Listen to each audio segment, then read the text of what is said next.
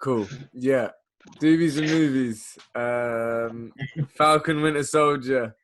Stephen Jovan with me. We're gonna get right into the second episode. So boom, boom. What did you think, Steve? We didn't hear from you last week, so what did you think of the first two?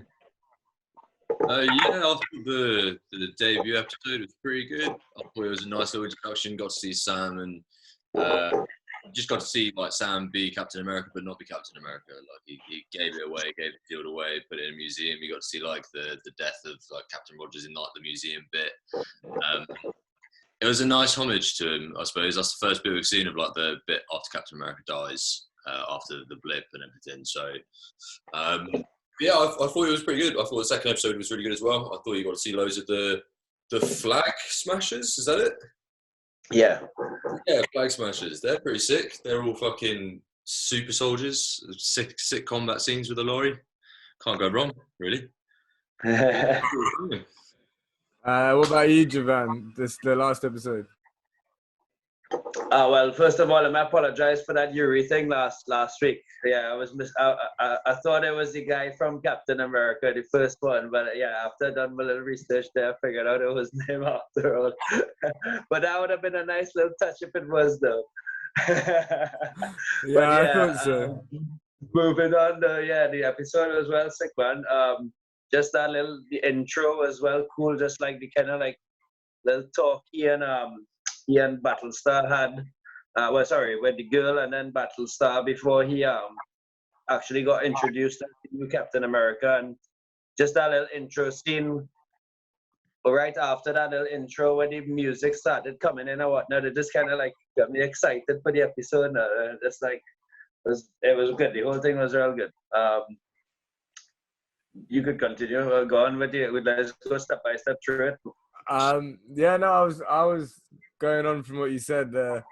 That first scene, I think, was really smart to humanize the new Cap after ending it in such a hateable way, to actually go and spend a second with him. And obviously, there's no part of me that's ever going to back this guy, but I do like that they're making him more nuanced than just, oh, look at this dickhead replacing Cap. Like, he's probably more of a drilled in modern day Marine kind of soldier mentality. He probably does think he's doing the right thing, but probably has some quite outdated methods. And like we said last week, he's almost like the person that Erskine was trying to avoid giving the serum to originally, but like, yeah, exactly. But like a soldier that excels at everything, kind of like the guy that Tommy Lee Jones wanted to give it to, but Erskine said give it to Cap. Gave it to that in a model soldier in that kind of sense, and he showed the kind of cockiness that he have to coming down to the end. So it goes to show that he is a bit of a dickhead, and he would not have been a right choice for the super soldier serum. That's the thing. So going on to the super soldier serum, and actually no, before I do that, I do want to shout out Wyatt Russell, who I actually found out today is Kurt Russell's son, who played Ego. There's a little bit of a MCU family there. He was amazing, I thought, as John Walker. I think he played him with the right amount of cockiness, and also like, he played him softly. He wasn't loud, he tried to play him like he was trying to be a nice guy, but like you said, there were a couple of times where it came out that he was quite arrogant and so the super soldier serum. But we also see during the episode, like at first I thought he was already a super soldier like Steve, but going through the episode now we see that he doesn't have any superhuman powers, or he's not a super soldier at all. He's just a regular Marine that pretty agile, and he's good with his shield. He is fucking sick with the shield. He's fucking sick with his shield. I will give him that. Definitely, he is well sick with his shield. Definitely give him that. But he definitely doesn't have any superpowers as yet. No, but in the comics, as I was looking it up, in the comics, both him and Battlestar get their powers from the Get their Power powers Broker. from the Power Broker, who they mention in this. Yeah. So I think they're gonna get their powers eventually from the Yeah. Power Broker. Yeah. So they mention she actually Karli Morgenthau, the main Flag Smasher, the one that's based off the Flag Smasher from the comics. She mentions the Power Brokers. Actually, she mentions more than one. Yeah. They all come with their Uzis and shit like that, and they look like almost like a kind of secret government team of people that might be, or maybe not government even, but just some kind of institute. Like mercenary squad that make money off giving people the serum, but how they've managed to get the serum or keep this is where it gets interesting, because I was looking up and I feel like there's a character in Jessica Jones season 2, the mad scientist character, like Carl Malus or Malice. Oh yeah. And he's apparently linked with the Power Broker in the comics, and he's like a mad scientist. Yeah, and he's the one responsible for giving U.S. Agent, Battlestar, Miss Marvel, and a couple others their powers. Okay, so they could then make that final for anyone out there who still is trying to hold on to those shows being canon in any way. Introducing a new Carl Malus would kind of put that to death completely. I mean, they already said that the Darkhold was a new Darkhold, so all these people need to shut up anyway. But it would just put those things to bed. So I'm kind of looking forward to see that if they do that. But no, it's interesting how Zemo. I always thought Zemo would escape or something, but they're actually seeking him out. They go for his help. Yeah, remember I was saying, I think they're gonna work together, not fight, unless they're gonna have a little showdown before they work together. But well, it's interesting, that sequence at the end was so good with the music going past all the prison doors and having him sitting there and just like building him up as like a proper villain. I'm very, very excited for next episode now after that. Well, I totally enjoyed to that beginning scene where fucking Bucky and Sam having a little banter with each other now when they infiltrate in the place, and they're like they proper like fucking up each other, and they're like saying a little time in Wakanda and you become the White Panther. Yeah. And he says White Wolf, doesn't he? I'm so happy because like he says White Panther, and then he says White Wolf back. Yeah. And it's nice because the Winter Soldier I always thought would be like that name died with Bucky being brainwashed. Yeah, or like even before that, at the end of Civil War, like to me, I thought that he was just gonna start being White Wolf at one point completely. But I like that he's still somehow White Wolf in some. I mean, he needs a new name. Winter Soldier is a Hydra assassin, and I don't think he should be associated with that name. You should stick with your White Wolf. I like White Wolf. But that's pretty good. No, what? White Wolf, Black Panther, and then you got another one as well. Isn't there another animal, or am I thinking of DC? Like another animal-based hero in Marvel. I think there's Animal Mans. Oh right, like Spider-Man. Wolfman. That was Jameson's son. But no, that was sick. I like the White Wolf line. In terms of the Bucky, I like that scene too when Bucky just jump out the plane as well. He fucking fall through all the trees, and Sam like told him, I got all that on video, right? yeah, with Red Wing. Between them, the whole episode, they're always shitting up each other. I liked how they wasted no time bringing them together as well. It was like straight away, Bucky just seeks Sam out after seeing the shield be given away, and they just, their dynamic was really good. I really actually appreciated Sebastian Stan's performance in the episode, as he kind of had this chip on his shoulder with Sam because he gave away the shield. But then also was kind of reaching out as well because he doesn't have anyone. So there's a part of him that needs Sam because like he doesn't have any friends, doesn't have anyone in his life. and there's another part that's just a bit annoyed at Sam, and also he's like a man and doesn't want to talk about how he feels, and like so he's like having this constant pushing him away, but then following him.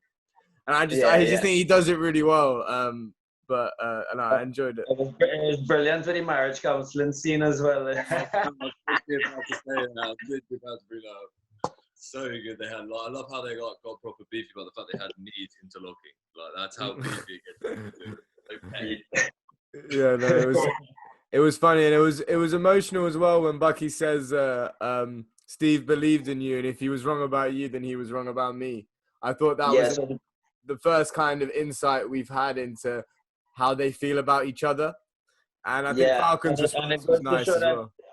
I think it's showing that Bucky's starting to doubt himself as well, because if Sam is as that what he said there, that if Captain America was wrong about you, then he's wrong about me. He's having some self-doubt as well, so he need to kind of get some kind of reassurance or something, you know. Yeah, and to be fair, if you go back to Civil War, there's that bit on the plane to Siberia where Bucky tells Cap, like, I'm not sure if I'm worth all this. I think Bucky always, I mean, naturally people, I think psychologically when they do bad things, they like to blame themselves. And for Bucky, I think he always has been looking psychologically to blame himself for all the things he did as Winter Soldier. But I think Steve was always the one believing in him and stopping him from going into that place. And then also, like he said, the calm he had in Wakanda. But I think that, well, yeah, like he says, if Steve was wrong to believe in him, then all those things that he's probably thought about himself must be true, which is probably a scarier realization to him than he imagined. I hope they go more into that stuff, to be honest. Also, after all of that, when they went to visit Isaiah Bradley. That part of the story was so good. That was so sick, because basically Isaiah Bradley was the black Captain America in the 50s after Cap had gone, and they were like desperate trying to recreate the Super Serum, and it only worked on a couple of people, and he was one of them. And obviously they never touched on that in the MCU, but I don't know, maybe in the future we might have little episodes back in the past with, obviously, because when the mutants come into the MCU, Cap and Wolverine in the comics had a big relationship back then in the wars and stuff. So well, a lot of people think that's the way to the best way of maybe bringing Wolverine or mutants or whoever in might be showing Wolverine in flashbacks in war with, say, Captain America, or now maybe Isaiah. Yeah, they might switch it up a bit instead, you know, because obviously Cap was on ice, and they never had. And it would feel maybe a bit of a bit, I don't know, cheesy for all of a sudden Wolverine had known Cap in that time, and because of rights we never got to know it. Like I prefer in the MCU for them to do that way. And then he had a relationship with Isaiah instead. And then the Korean War makes sense because Cap would have been on ice during the Korean War. So no, it all makes sense. But on this show I don't want to start jumping to the Wolverines of it all. As well, that kid that answered the door, right? Eli Bradley. He is gonna be the Patriot in Young Avengers. Yeah. So, I clocked that as well. They've been building up Young Avengers slowly. If you see, you've got Cassie Lang, you've got Wiccan and Speed, you've got fucking now Eli Patriot. Bradley. There's been a couple others. I feel obviously we're getting Kate Bishop. We're getting Ms. Marvel could be, because she's gonna be a teenager. She could easily be put into it. And it might link with the power brokers or whatnot like that. And also, that's interesting. They did skip his dad though, who was Justice. Yeah. But maybe that still happened though. Maybe that's still. Yeah, that'll probably be somewhere down the line that might come into, because I would like to see Isaiah Bradley come back in some form, whether it's in the show still or in prequel form. I've been crying out for more prequels for a while. I really enjoyed Agent Carter, and to go back to what I said earlier, Agent Carter is the only show that I see as canon because Jarvis appeared in Endgame as Howard Stark's butler. So for me, that Agent Carter, and I always wanted to know more about the past. And even I've always wanted a show with Hank Pym and Janet Van Dyne in the 80s. There's a lot of stuff that I want them to explore from the past. I like the fact that Captain Marvel, for all of its flaws, was in the 90s because it painted a bit of a picture, showed you Nick Fury when he was young. And I think these things add to the whole experience. So and it goes to show that. So look how far along down the line that happened when they actually went back to like a prequel of what happened in the past. It was like a couple, like maybe about 18 movies in before they did that. Yeah, we've got little tiny bits. I'm pretty sure it will happen with this in the future. Yeah, I mean, again, like now we've got all the time to explore everything. There's a couple more things, I guess, to still go over in the episode.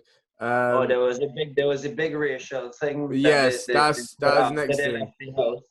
I thought they handled that really well because at no point did they make it a big deal, and it wasn't thrown in there for no reason because they end up arresting Bucky for missing therapy. Yeah. So it goes with the flow of the episode quite naturally. But it was a nice touch of just making it feel a bit real.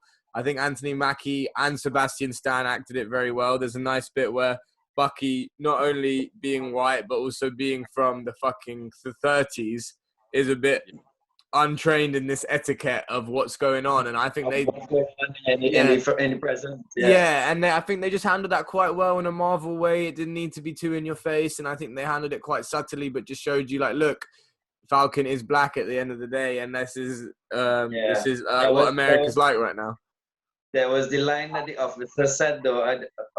Sorry, I didn't recognize you without the mask. Yeah.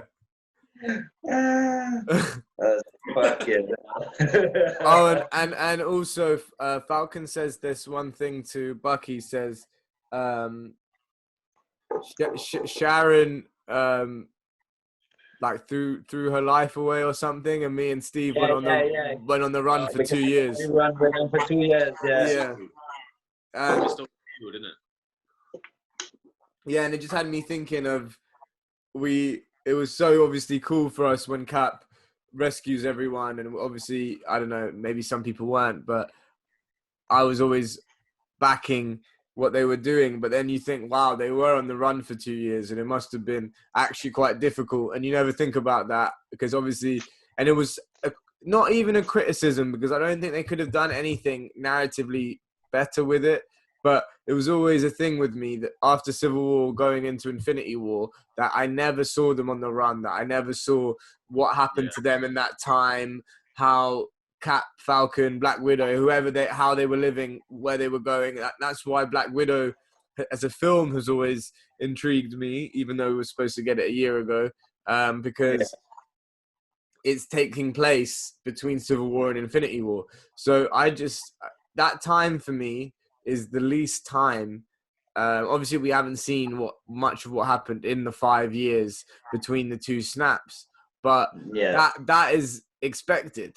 However, and then I feel we're naturally going to find out more about that.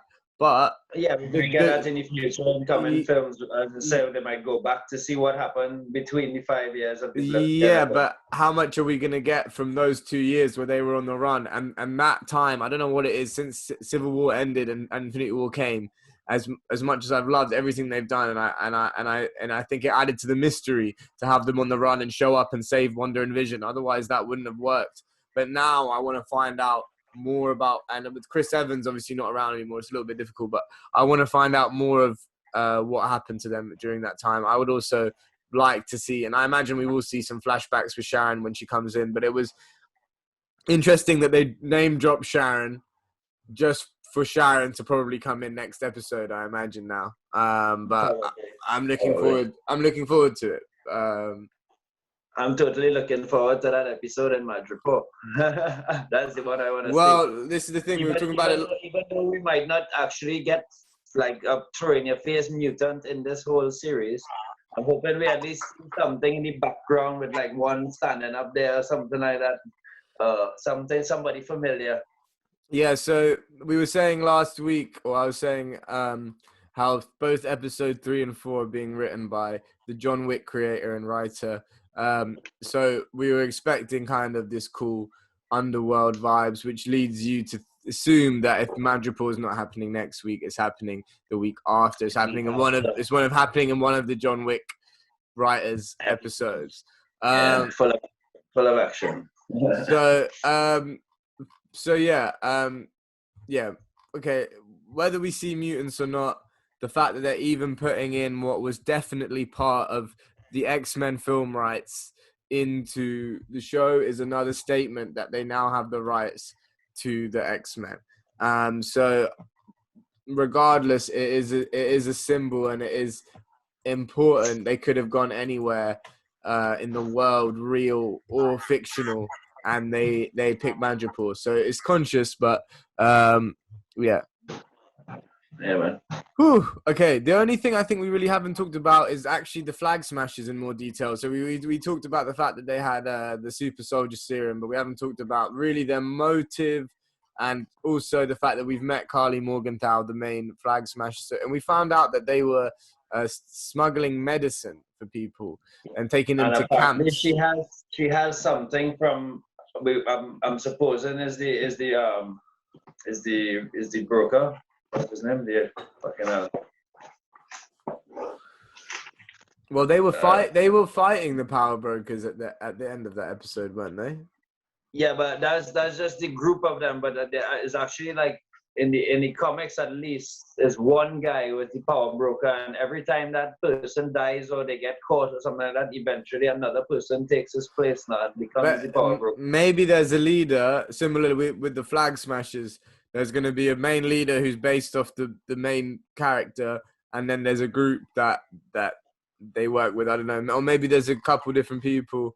We'll see, obviously, how they play it. But I genuinely, I believe that the flag smashers, the ones that because when after they first encountered them, and Bucky said that was Ross's super soldiers.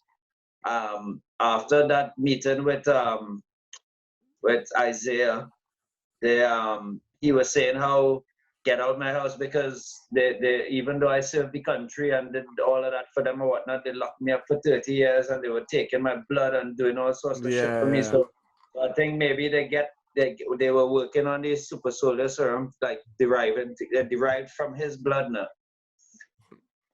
Yes, that makes a lot of sense, and obviously it added a lot of tragedy to the character as well that he'd been treated that way. But but it's interesting that what the flag smashers have actually been doing has been providing medicine to people, and I think it's part of what they're going to do here. Like someone mentions that people call her Robin Hood, which is stealing from the rich and giving to the poor, and that might be a little small kind of way of them explaining what a lot of what they're doing is, in their opinion, is trying to help people. Karli, I liked Karli as a character. The actor played it subtly. I thought she didn't again overact or anything. She was very calm and like normal person, and seemed to have like gave you enough that you wanted to see more of the character, but kept it quite reserved. And I like the approach, and I like the fact that when she opened her mouth, it was like a northern English accent, like she's from the actress from Staffordshire.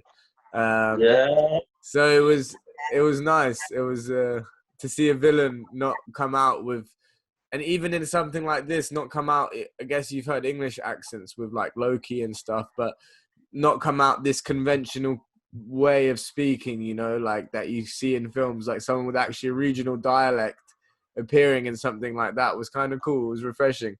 To be fair, she played a similar role in, I think it was Solo, the fucking Star Wars. Yeah, she was in episode 7, I think. Oh no, it was Solo. Yeah, it was Solo. Solo, she played Emphas Nest, which is like some weird bounty hunter thing. But, she was on Tatooine or something. Yeah, so she was like a kind of like a bounty hunter thing that like brought shit like for poor people and stuff and stole it. So it's kind of similar Robin Hood role. So I think she likes playing with roles like that. So maybe that's just the key, but I don't know. She was sick in that. I thought her fight against Winter Soldier and Sam was pretty banging. I liked how that was the bit where you saw Red Wing get fucked as well. Yeah, that was fucked. I love the part when they were holding Bucky back and he was like, "Oh fuck, I always wanted to do that." Yeah. He was one of the disappointed. I've finally taken on that joke that's been rolling for so long. Yeah, it was sad to see Red Wing. Oh yeah, and they also revealed, Battlestar revealed that the government have been spying on Falcon using Red Wing. So actually, Red Wing getting exploded was a good thing. Good, yeah. No, it's cool. I thought Battlestar was good as well. He humanized Cap, and it was almost like this kind of like rubbing in your face of like the new Cap and Falcon almost kind of vibe. I didn't like how he pulled the gun though and actually fucking shoot the fella. Yeah. That's what I mean. That's his character. Even in that I think it was some Marvel versus Capcom game or something when you play US Agent, he had the gun in it as well. When you shoot the shield. Yeah. That's what I mean. I think they quite consciously had him do that.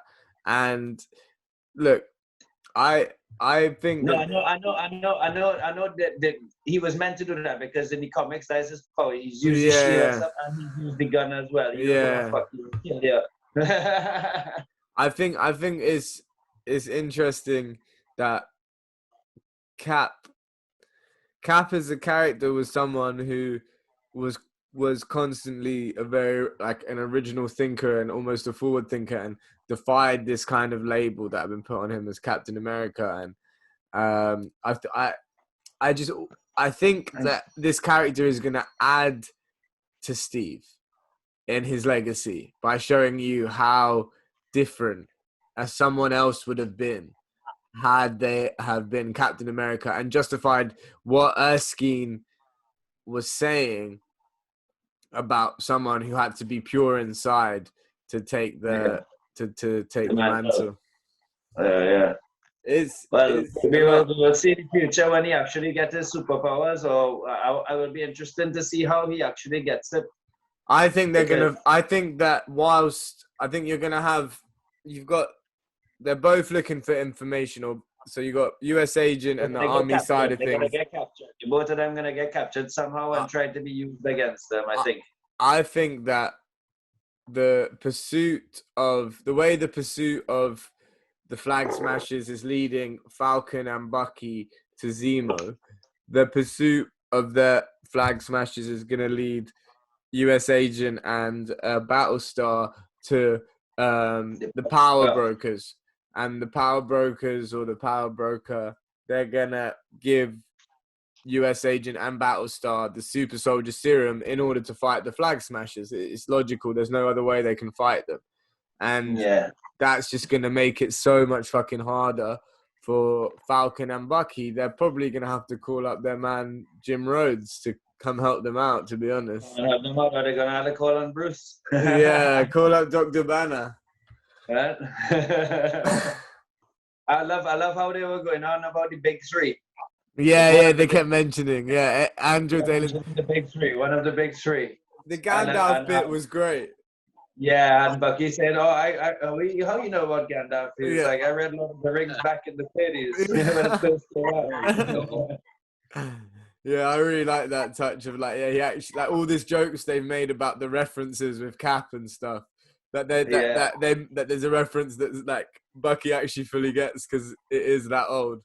I love the comedy in it. The comedy relief in it is well good, and the relationship they have between the both of them is well good as well.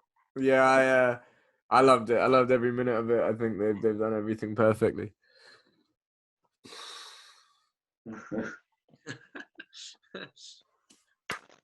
Yeah.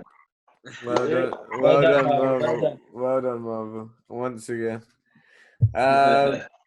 All I'm thinking about now is how brutal that month is going to be, that 6 weeks is going to be between this finishing and Loki beginning. It's going to be brutal. But life goes on. I'm looking forward to seeing Owen Wilson's role in it. Yeah, big time. I think Loki's going to be a lot of fun, and I think again a completely different flavor to the two shows we've seen. I think it has. I think they're all going to have their own completely different flavor. But anyway, let's round up. Let's moment of the episode and rating out of 10. Steve, please. Well, I wasn't here for last week, so I'll say for last week 9 out of 10, and then this week, yeah, I'll probably go another 9. To be fair, I think it's pretty good. There are some bits that I think could be even sicker, but that's just, I think, any criticism possible, I guess. But yeah, I'd say 9 out of 10, pretty banging. What about the moment of the episode? Oh, moment. Probably, I actually was really surprised when the new cap was that recording of him throwing the shield at the target at the start.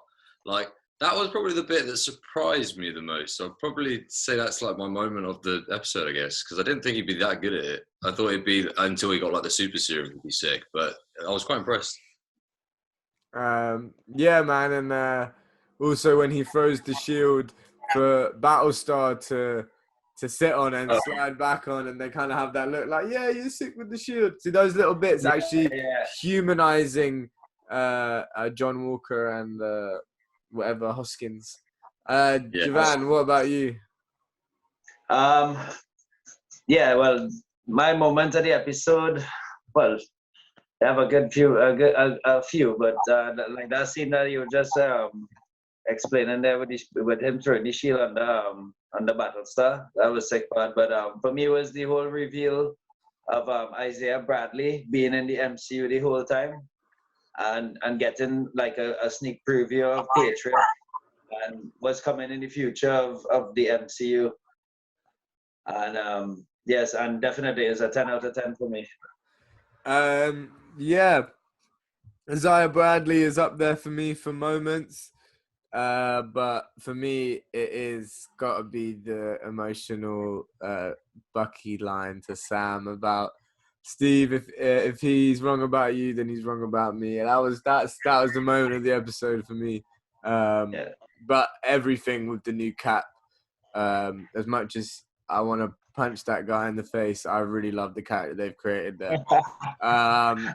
It's only now that you mentioned that he's actually Kurt Russell's son. I could see I could actually see Kurt Russell in him. Yeah. It'll be interesting. It'll be interesting if they ever do bring Ego back and in anything. I know. I don't think he gets dead though. He goes dead. Yeah, but maybe prequels, Eternals. Yeah, but even when they do Eternals and they tell the story of the Celestials and all of that stuff. Yeah, he might cameo in it. Yeah. Anyway, we're gonna get carried away. Yeah, it's a 10 out of 10 for me. I mean, I'm struggling to not give it all 10 out of 10. This was the one from day one when they announced all of the shows that had the most intrigue for me, both because of the characters and the promise in the plot. And even by my hefty expectations, I have been impressed. So yeah, fucking so much out. This new Invincible show on Prime is worth doing as well. This you were saying new superhero cartoon, but feel it quite bloody and loads of swearing. Anyway, if we're recommending cartoons, definitely hit up Dota as well, mate. What's that one? Dota. It's a cartoon about like a game that like it's an online game that is. Do you know League of Legends? Yeah, League of Legends. Yeah. Yeah, it's like that. It's a cartoon based on that world. It's made by the same, or produced and designed by the same people who did Avatar: Last Airbender. Okay. It's pretty. What's it called? Dota. Dota. Dota.